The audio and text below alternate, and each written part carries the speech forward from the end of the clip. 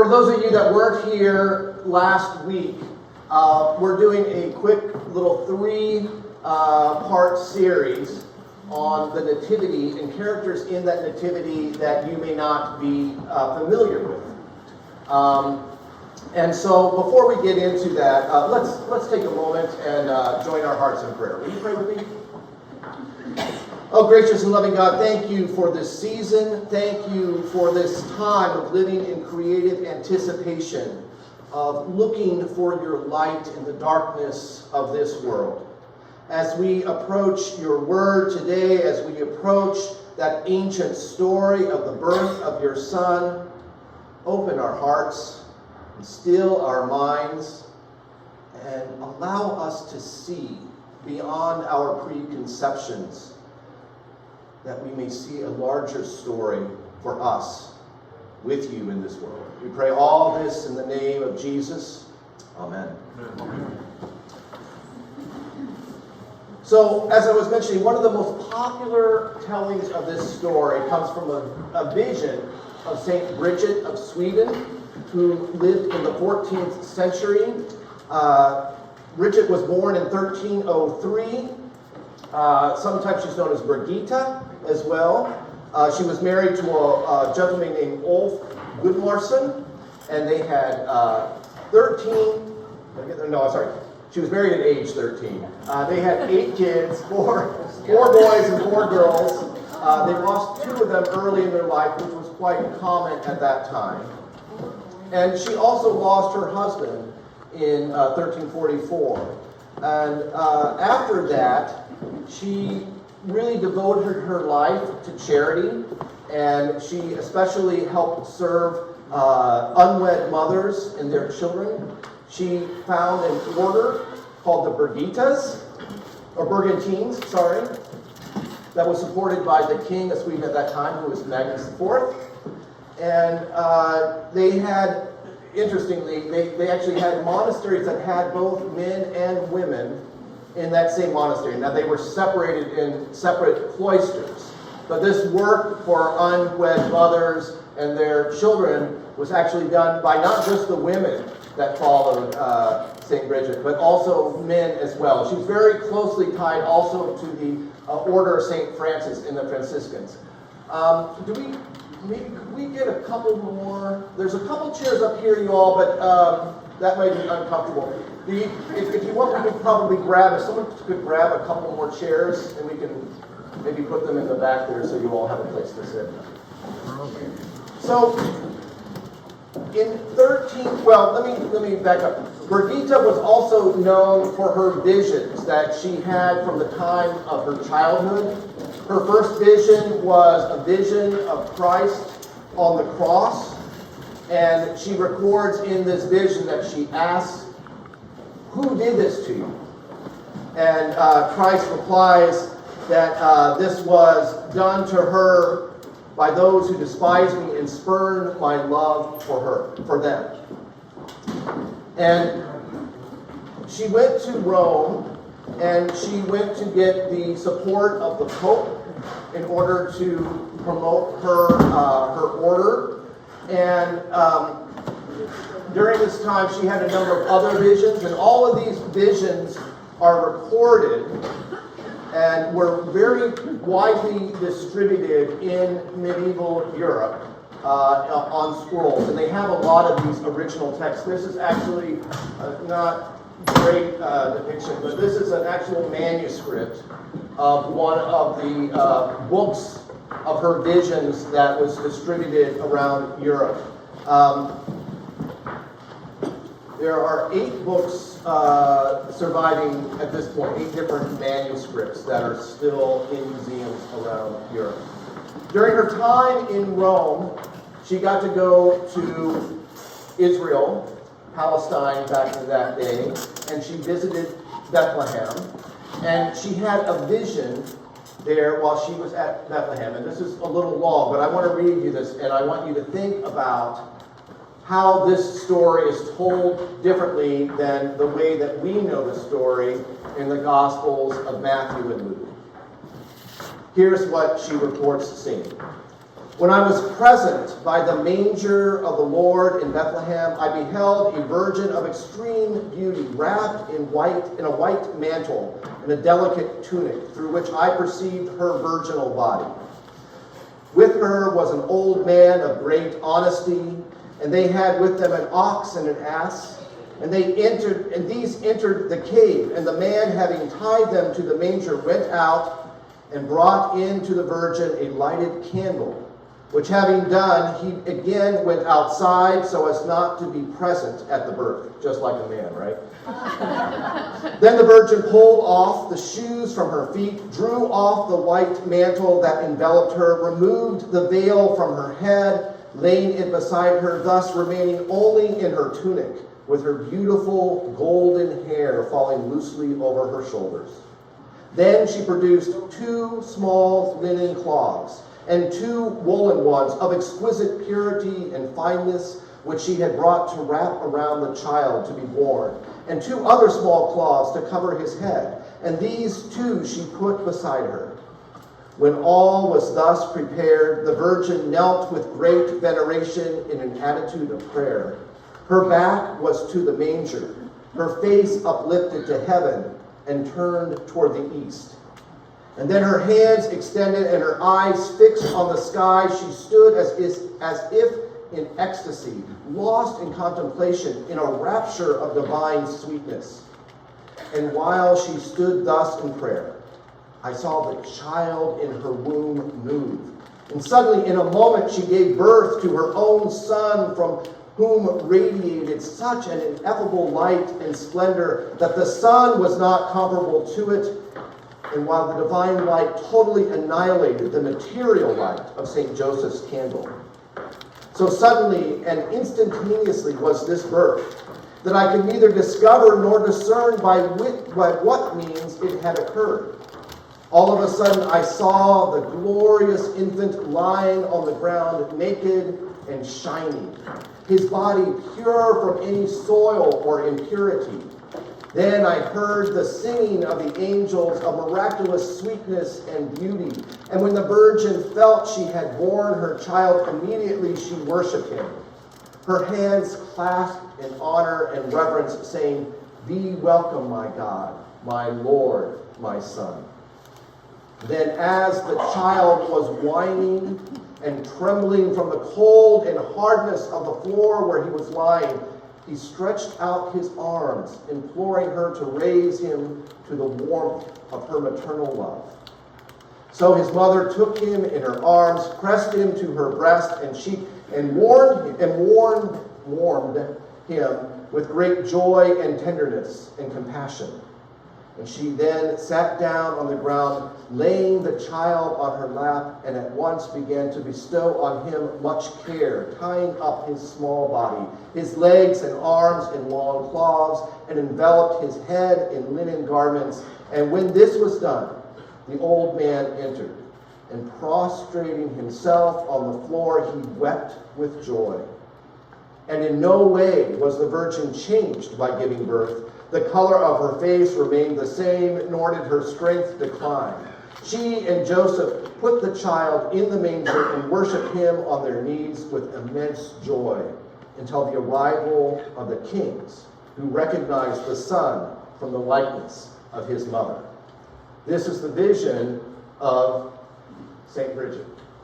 So how is this different from the narrative that we know from our Gospels, from Matthew or Luke? Or maybe even how is it different from the story that we heard last week about the midwives and so on? No midwife.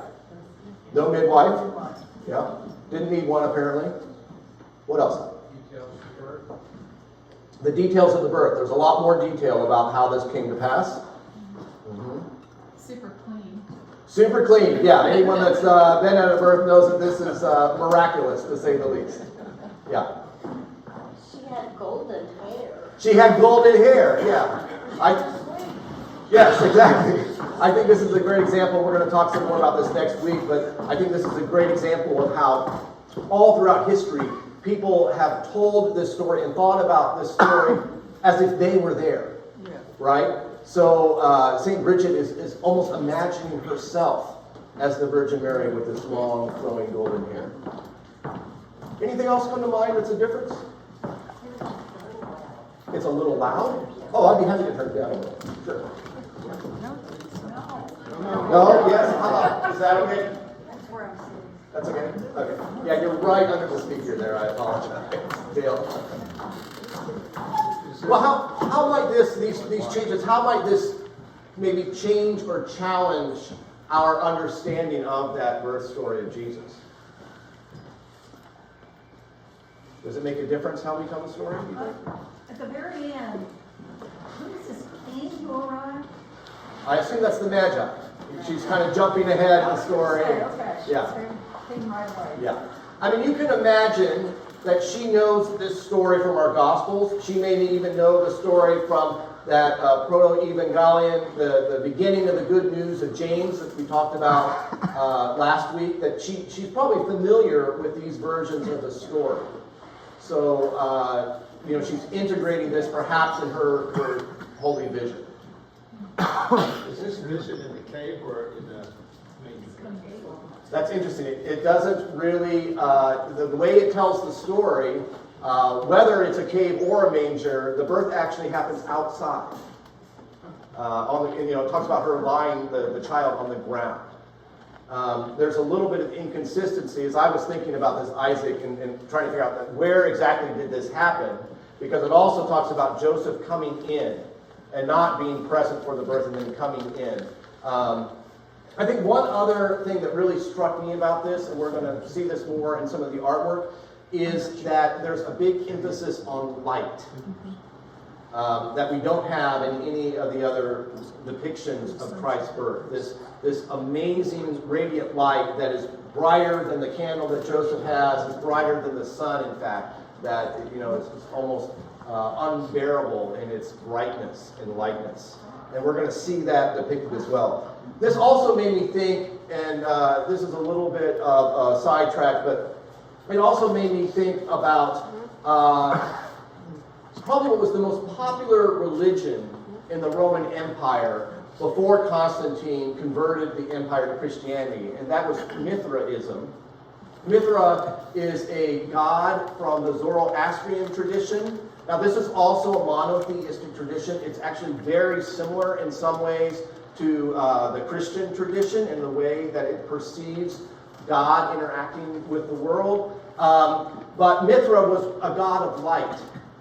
And so I can imagine as people are trying to, let's say, convert people to Christianity, right through the story, they're like, well, our Jesus was brighter than your Mithra. And again, I think this might be why this emphasis of light is so important in the telling of her story. Well, let me show you a couple of depictions of this. This is probably one of the earliest depictions. This is by Niccolo di Tommaso. It's the Nativity with Saint Bridget, or Bridget. You can see her down in the corner here, depicted having this holy vision. You can also, it's kind of hard to see with the light, but if the shepherds up here are depicted kind of as Franciscans, and we'll see this in some other artwork as well. But I think because of her close ties to St. Francis, some scholars have pointed out that St. Francis also had a vision that was very similar to St. Bridget's. Not that she's plagiarizing, but that this idea of the birth was actually common even before St. Bridget had her vision there in Jerusalem. One other thing I want to point out, and I had forgotten to tell you about this previously. Do you notice these little sort of almond-shaped things around? In some of the icons that we looked at last week, that was similar. And notice that Joseph actually doesn't have one. He just has a halo. Let me make sure I tell you the right name for it. That's called a mandorla, which is actually just Latin for almond. And this in iconography is often used in addition to a halo. It's a little hard to tell, but you can kind of see the beams of light or a halo on her head, and there's a little bit here in Christ's head. But it's to signify a holy moment, a sort of a divine presence, and is often used to emphasize the characters that are the most important characters in the story. Remember when we talked about iconography last week, we talked about how this was how people knew and learned the story, was by looking at these pictures, because they were largely illiterate. You didn't have printed Bibles. So how do you tell the story? You tell the story through pictures. You can see also the ox and the donkey there, like in our other things, the white linen that was depicted in her vision. I was trying to make out what Mary is saying. I can only guess it's some sort of prayer. We have the angels also on top, and they're saying, holy, holy, holy, perhaps singing. And notice, and we'll see this repeated in many of the works of art, you actually have, this is God up in the very top, in the little sort of sun beings. Again, very close to the way Mithra would have been portrayed if you were, a devotee of that Zoroastrian sect. Here's another depiction of the same scene. This is from a little later in the 14th century, so about a generation removed. Again, we have God on the top there. We have Saint Bridget. Joseph is holding his candle, which you don't even see a flame because it's so bright. We have the sort of rays of God coming down onto Mary and the child. One thing, notice how in this earlier picture we still have the child as more of almost like a little adult. As we move forward, it becomes more infant-like as we move forward in history. Here's a great depiction of how the shepherds look like Franciscan friars and monks, right? They don't really look like shepherds at all. And then it's what is often, there's always often a building in the background that kind of sets a sense of place. Again, so that you see this story in your own context, in your own neighborhood, so to speak. That's a dragon, of course. You were here last week. It is sort of the same, but this is the angel that's telling the shepherds about the good news of what's going on here. Notice they're in a cave in this one, perhaps trying to kind of meld together these different stories or versions of the story. Who's the man? The man in blue. It's her tunic. This is her tunic. That, remember, she takes off her outer garments and she just has the white tunic. It looks like a man. It looks like, yeah, sort of a headless figure there. Yeah. But again, this is trying to include the details of that vision. Again, if you can't read, how are you going to tell about this vision? Are you going to have all these details of the story in your painting? But Kevin, the vision talked about king, but not shepherds. Right. Yes. So yeah, we'll see a lot of these actually, especially as we go on. It's going to kind of get further away from every little detail of the story because it's trying to integrate that vision with maybe the story of Salome that we heard, or the story that's told in the Gospels. The thing that really, when scholars look at this and they say, well, what are they referring to? Which version of the story are they referring to? The thing that makes them all think about Saint Bridget or Saint Bridget is that Christ is always on the ground, sort of reaching up, asking for someone to pick up Christ. And I think this is one, yeah, go ahead. Why is Christ depicted so dark in color here instead of bright, like your description? Yeah, a couple things on that. One is the style of painting hasn't evolved enough to really get this luminescence, and you'll see some as we go on where Christ is definitely very bright. Another thing to keep in mind with all of these paintings, and this is something I just realized as I was working on this week, most of these works of art were badly damaged and very faded. And there's been a lot of work in bringing them back to life, so to speak, and figuring out what those pigments actually look like and trying to restore them. So a lot of these depictions like if you saw the original version of this, you would be hard pressed to even make out anything because it's been so long, 500-600 years, and the pigments just, they fade over time. So there's been a lot of work in restoring these so that we can see these details that maybe 100 years ago we really didn't know about at all. So I want to go a little further north here, and this is from an illuminated manuscript of the Hours. People back in the Middle Ages, and still to this day, in fact, pray the Hours in monasteries. Usually this is a prayer that's, you can pray 7 times a day throughout the day, and there were often little books that people, if you were wealthy, you'd have a little book made that would have the prayers inscribed in it, and these drawings that you would read the prayer and you would meditate upon the drawing. And this is one that's included in one of these books. This is from Bruges, Belgium, and it's by William Radiate. I'm probably mispronouncing that. But you can see, again, we have Christ on the ground looking much more like a young child. Not an infant, certainly, but a young child. You can see Joseph with the candle there. We have the angels now that are worshiping, I think these, I don't know, maybe that's Saint Bridget, I don't know. Maybe there was 3 kings. Just kings. Could be kings Yeah. with long hair. The Yeah. angels in the back. We see her long flowing hair, but now we see the blue that's always often associated with Mary in Renaissance art. So they've gone away from the white tunic and they've gone to this blue. Notice also it's a very kind of a flat depiction because again, this is from 1481, I think. Oh, no, that's when he died. 1454. So it's mid 15th century, and you still have this very flat kind of depiction of the way everyone is, everyone looks.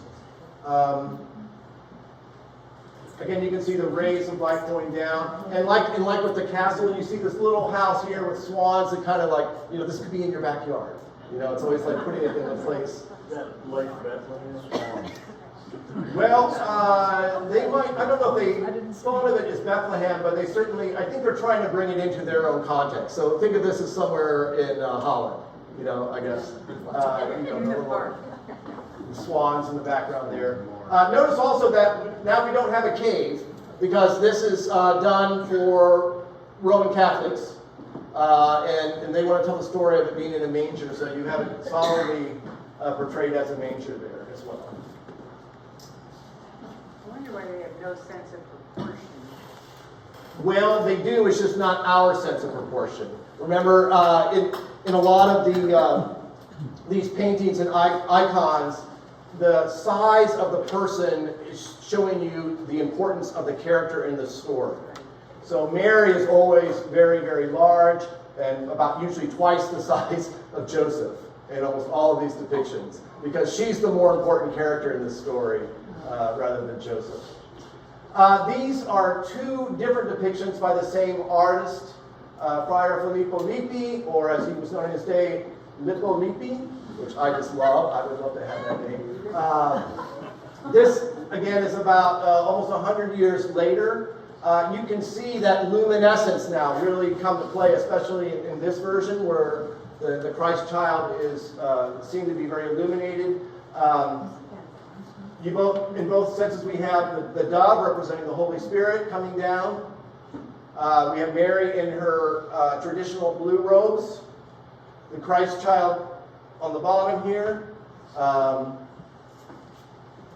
Joseph in this one is up here praying, down here, sort of just looking on.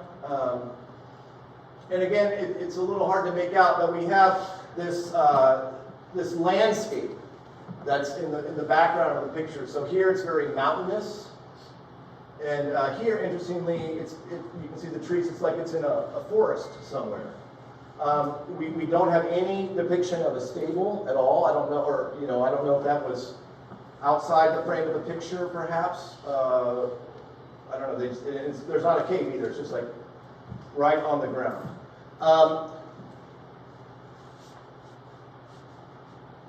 Lippi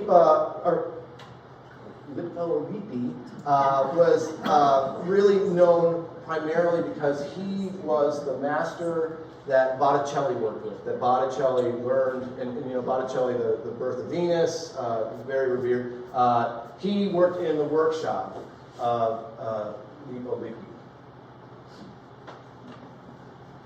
So let's look at one of the depictions of Botticelli's. Oh wait, no, I got it out of order.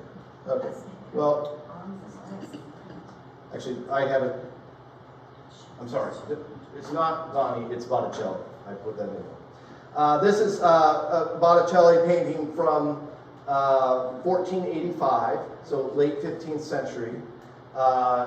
And he's working with tempera paints on oak paneling, and the way they get this luminescence is by actually adding some gold into the paint. So imagine again, if you were looking at these paintings, it wouldn't be under, you know, incandescent light from above, but it's actually probably more likely from candlelight from below. So when you have a figure like the Christ child, you can imagine candles lit underneath, the flame flickering, and you know, bringing this, you know, reflective paint to life in the depiction.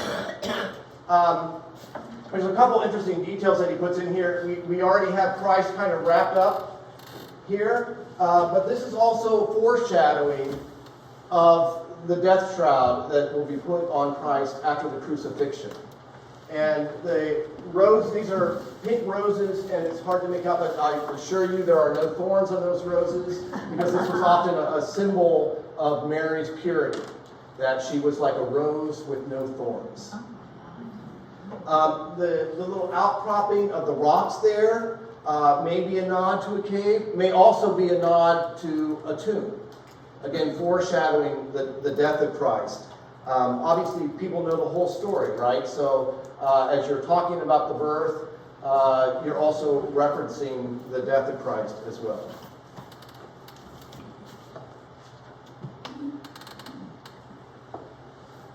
So this is a painting, The Adoration of a Child, by Hugo van der Goes. Is it Goes? Or? I think so. Okay. Well, if it's good enough for you, it's good enough for me. He was known for his altar pieces. Remember, we saw that big altar piece last week that had all been taken apart and kind of distributed to different museums. He's well known for that. Again, he's working, further north. He's a Flemish painter, and again, you see this. Really, now these characters are much more coming alive. They're much more realistic. The face of Mary. Notice though that this face is the same as this face, same as this. I mean, they're all the same faces. Like they learned how to paint one face, and then everybody got that same face. You can see in the background up here the shepherds receiving the message. It looks like, you know, he's obviously very afraid. He's like get away. And again, the Christ child on the ground, like not being held, not in a manger, but lying on the ground. We have the depiction of the flowers without any thorns, similar to the last one. And Moses is over here on the side. Or sorry, Joseph is over here on the side. What is that chartreuse? That's an unusual color for that period. What is that chartreuse thing? What's the pigment? No, but what is that symbol? This right here. Yeah. This is an angel looking down. Oh, okay. It's the head's right up there. Oh, yeah. Yeah. That's an odd color, and the lilac purple on the. Yeah, I don't. Colette, do you know anything about how the pigmentation evolved over time? I mean, not about those specifically. I mean, the blues, yeah, but I don't know about the chartreuse. Yeah, it's not usually used on. I don't know. I know a little bit about royalty, but I haven't seen that color very much. So are those the two midwives to the right of Mary? These are angels. Those are They have wings. And then the three guys, who are the three guys there? The three guys here are shepherds. One thing of interest, the guys have different faces. I don't know why the guys got different faces, but the women all have the same face. I'm not sure about that. You know, perhaps they were patrons who might have sponsored the altarpiece. Oh, yes. Who are the people in the lower row? We're angels, I guess. These are angels that are worshiping. And this is actually a separate panel, but we can imagine this is probably Saint Bridget. And I'm not sure who these two other people are. Saint Bridget's daughter was Saint Catherine, who also had visions. So it might be Saint Catherine. It might be some other female saint. Hey, Kevin. Yeah. I was just going to say about the distinction between the kind of the similarity of the faces versus the specific faces of the shepherds. Mm-hmm. I mean, I think that the one reason the other figures are similar is very idealized, right? Because they're angels, they're holy figures, they have a kind of idealized beauty about them, whereas the shepherds are the working class. They're the the hardworking shepherds from the fields, and so they have the details of the dirt, the age, all of that grounds them in the sort of particular humanity of the shepherds. Yeah, that's great. Thank you. Yeah. This one's a little hard to see, but this is a great example of that luminescence that develops in the Renaissance period of painting. And I'm pretty sure now they're using oil paints, right, instead of tempera? Yes. Yeah. So that's part of how they can get this effect. But here we have the child lying with Mary peering down. It's almost as if the light from Christ is shining into her face and illuminating her face. And angel way up there on the top. No shepherds. This is a Flemish painter, Erkin Sint-Jans. And this is at the very end of the 15th century. Again, not as many details. We're getting away from all the specific details of Bridget's vision, but we still definitely have this understanding that Christ actually physically, not metaphorically, but physically lighting the world.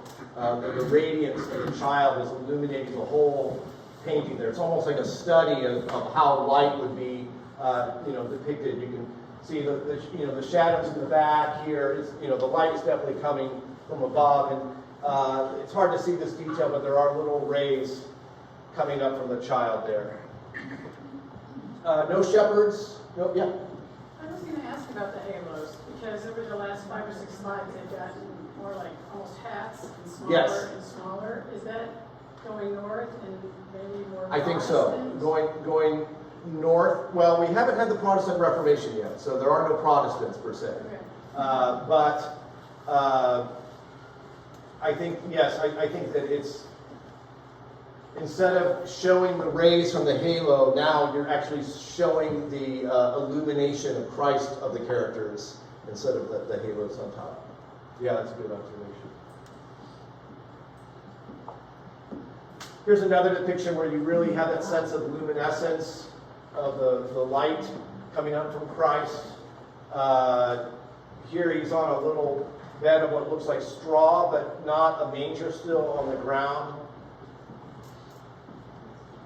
All these are actually quite small also, and a lot of them have been cut up for reasons I will never understand. But people, when they didn't like part of the painting, they just chopped it off, and then you got a small painting. So this one is only about 34 by 25 centimeters. So very, very small. And this one they know has been cut off on the sides. So there were probably other details, perhaps shepherds, maybe the kings, and for reasons that are lost to history, they wanted to just focus on Mary and the Christ child. This is a little later, to the beginning part of the 16th century here. And again, this is from the region of the Netherlands, what's now the Netherlands. So, this is the thing that's really interesting about the cave and Saint Brigida's vision when she goes to Bethlehem.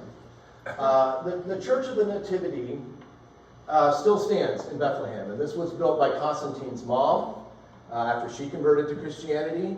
And I think as the Roman Empire was converting to Christianity, people would hear the story, and obviously they want to know, well, where did this happen, right? So they go to Palestine, and people say, well, this is where it happened.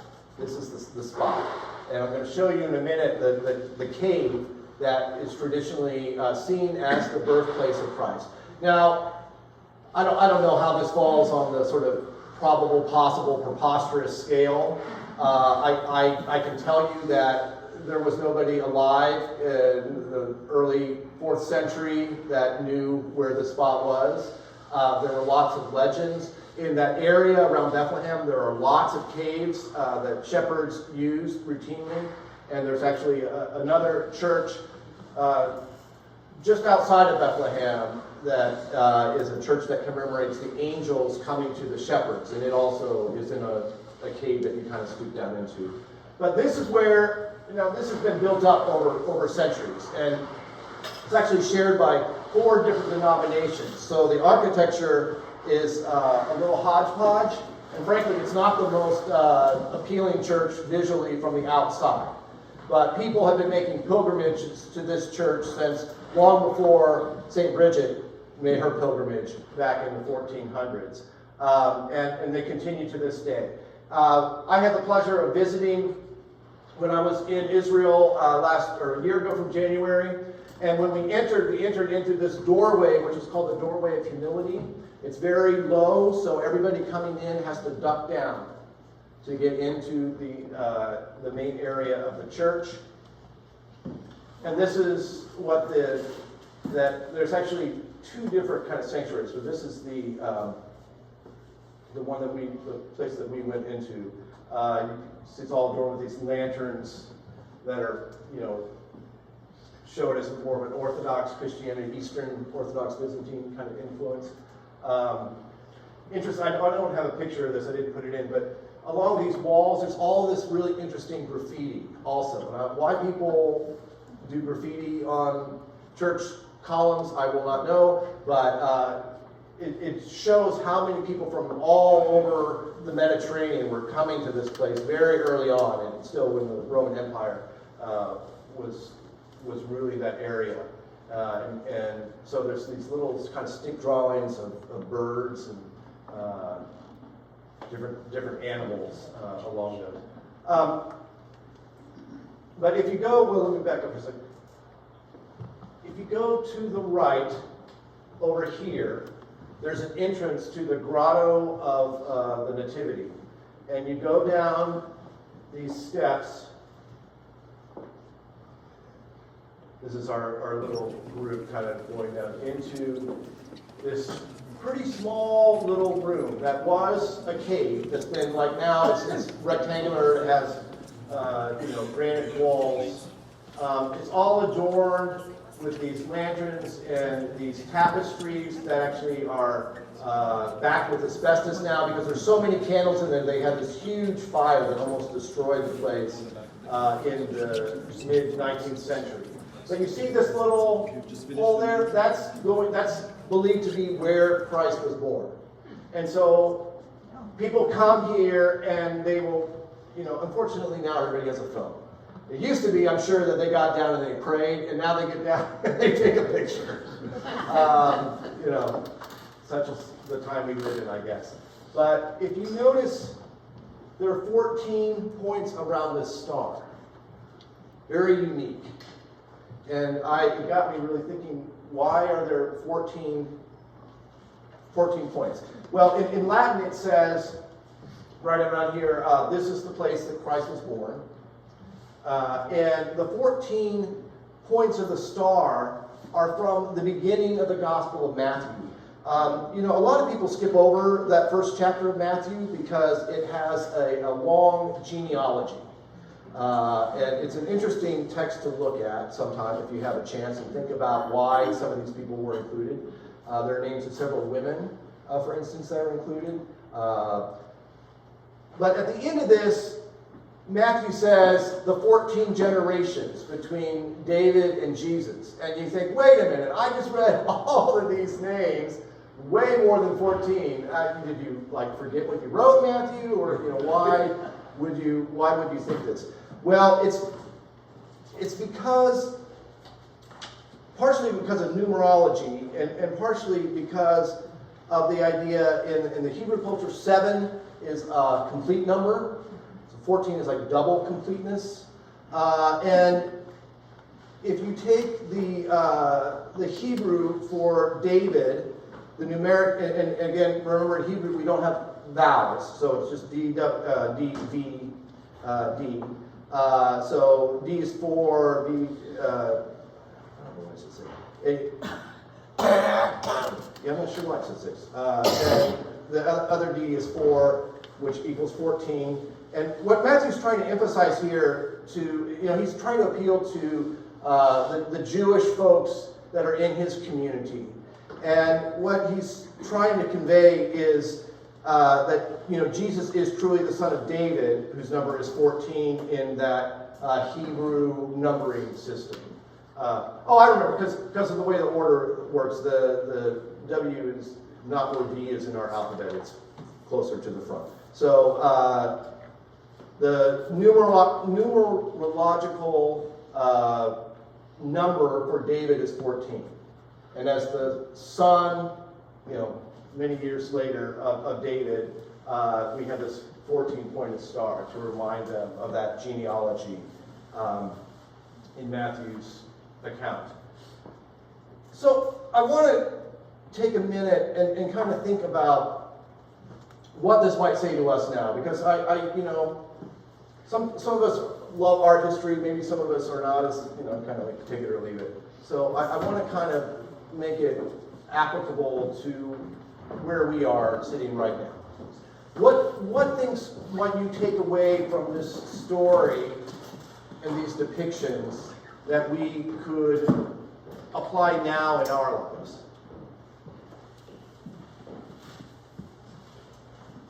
Well, I'll tell you what I think. I won't put you on the spot. One is this idea of Christ on the ground, arms extended. It's asking us to actually pick up Christ. Like when you look at these paintings and you see this naked child on the ground, I mean, that maternal or paternal instinct, you want to take it, you want to clothe it, you want to hug it close, you want to comfort it. I think this is a strong theological statement.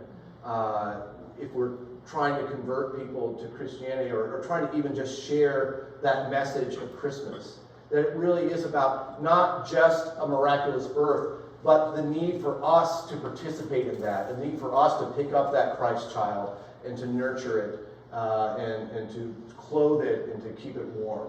And I think that, it's always good to keep in mind in that sort of hectic time of this season that we're called to do more than just celebrate and adore. We're actually called to pick up that vulnerable infant on the ground. What that might mean for you might be charity, might be visiting somebody you haven't seen for a long time, might be reconciling a relationship, whatever it is. This is a time of year where we're reminded again to really incorporate Christ into our lives in a deeply personal and intimate way. Another thing I think that is really significant about a lot of these paintings is that depiction of light and Christ being the light in the world. And we see, the early ones, you remember, the light is coming down from God and these beings, right? And those early paintings we actually saw in one the face of God, some of it's just the hands, some it's a dove. But we always see these beams of light coming down. And then later, we see more of the light radiating from the infant on the ground. And I think, again, this is really going to that idea of Christ as the light of the world, illuminating an otherwise very dark world. And I think, especially in these times, when you read the headlines and all the things going on in the world, we still need that light. We still need that illumination, and we still need that hope. So I really think that is another aspect of this that we can really take to heart, and hopefully it can give us some deeper meaning and maybe look for a deeper presence, and where is that light shining in the world, and how can we be that light shining in the world as we go about our holiday parties and all the festivities that we'll be sharing. Finally, I think that, and I had mentioned this before, but I think that in a lot of these paintings, we are seeing the artists that are putting that nativity scene in the context of their life experience. That for these artists, it's not just something that happened in the past, but it's something that continues to happen in the present. And I think that's one of the, I might be going out on a theological limb here, but I think that the way it speaks to me is that story is ever present in our lives. And, there are countless renderings of this story that we continue to have to this day. Some are very contemporized, some are not. There's a Netflix movie that's coming out, I think, or maybe just came out, on Mary. That's a whole other retelling of this, right? So people are continually telling and retelling the story with different details, sometimes different places and situations. But I think this is, to me at least, this is one of the wonderful things about this story, is that it's much bigger really than just our, the two little gospel versions that we have, that people have for centuries tried to put this in the context of their own lives. And I think it's really important as we enter into this season that we see this as not just something that happened a long time ago, but it's something that continually is happening every single day and every single moment of our lives. And to take that seriously and to expect to see Christ in the most unexpected places, even lying on the ground. One final thing that I forgot to mention also, we had talked about this Theotokos idea, and I want to just reiterate, a lot of feminist writers have kind of criticized these depictions because they're like, wait a minute, this isn't how it works. You do this kind of a disservice to not, the mundaneness of a human birth is something that also has very profound theological significance. That Christ, the beloved and unique Son of God, came down in the form of an infant that was vulnerable, that was cold, that was crying, that was reaching out. I think that's something that's very powerful in our Reformed tradition that is almost foreshadowed in some of these paintings. And that idea of the humanness of Christ. And that it was literally the Word made flesh, our flesh, the same flesh that we have. And hopefully, at least for me, that really inspires me, because I think, Christ becoming human allows me to be more Christ-like, right? And so I think that, again, it gives you hope. Maybe it's challenging. Maybe it's a little daunting to have that put upon you. But we are all called to be holy people, to be Christ-like people, to be light in the world, literally, light in the world. And so as we go through this season, I would challenge you to think about how you can be that light in the world as well. So we have we got just a couple minutes. I promised I wouldn't be late to the service as I was last time. But if you all have any questions, next week I think, Colette, you're going to talk to us a little bit. And if we have some time, I'm going to also kind of show you some other nativity scenes from different cultures and how they kind of incorporate their own elements into that scene. But if you have any questions, we have about 3 to 5 minutes. Be happy to try to answer at least. Yeah. So I don't have a question, but I have a comment. Okay. Having lived in the Middle East amongst the Christians there, Christmas is not such a big deal as is Easter. There's much more emphasis on Easter. The kids get new clothes, they exchange gifts, and starts beginning with Good Friday or Palm Sunday all the way through Easter. The other interesting thing is when I moved back there, about 10 years ago, is Christmas has now become commercialized. Mm-hmm. And the Muslims now, which they never used to have before, have the birth of the prophet day. And so I take this to mean that they are co-opting, they're taking the example we have of celebrating Christ's birth, and now they celebrate the prophet's birth, and they have like a choir that sings, and they wear special garments. They never used to do this before. So I think we have had an influence, in a way, on Muslim communities. If you remember from last week when we saw the tomb of Salome, that was a pilgrimage site. It's a pilgrimage site for Muslims, Christians, and Jews, interestingly. And they were all going to this tomb back in the Middle Ages. And you can see, Arabic, graffiti and writings on the walls there. One other thing, when I was there that I noticed, well, two things. The contrast between the secular Christmas and all the decorations, and they even have Santa Clauses, and it's very Western in a sense. The contrast between that and the reverence of the holiday as celebrated is very stark. And I didn't realize until we were there, they were just finishing up Christmas. We were there the second week of January, and in a lot of Orthodox traditions, they don't celebrate Christmas on January 25th, but they celebrate Christmas 2 weeks later in January.